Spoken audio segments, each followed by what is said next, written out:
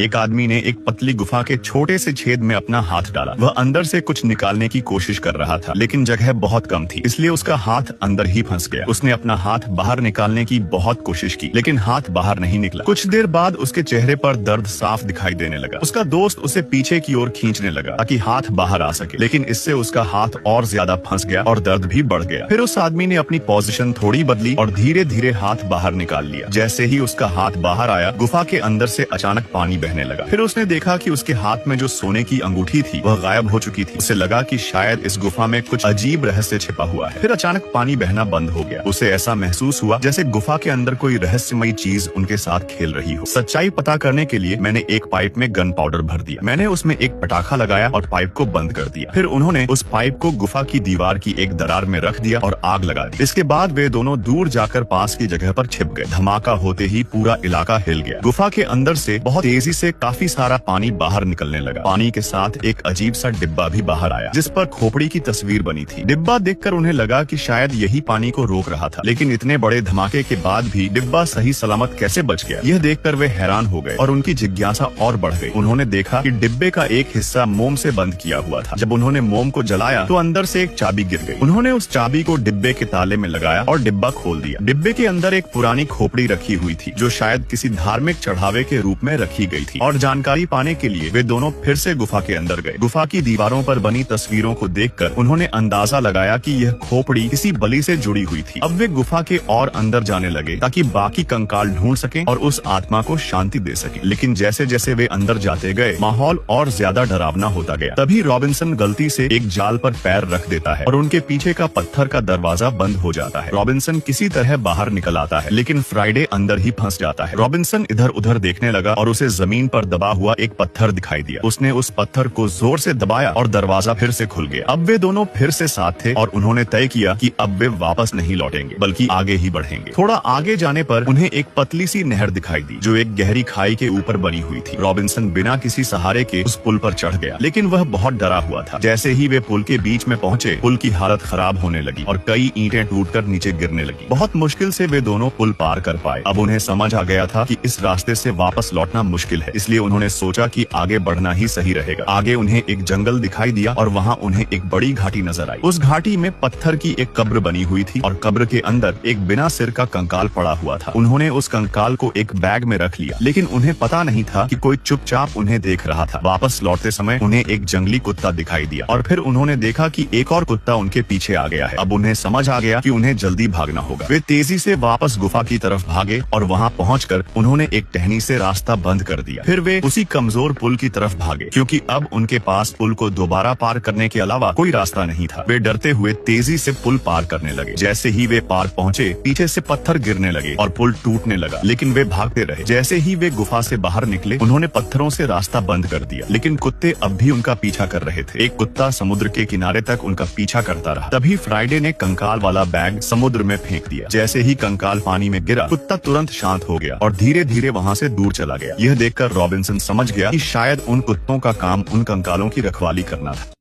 Subscribe, please.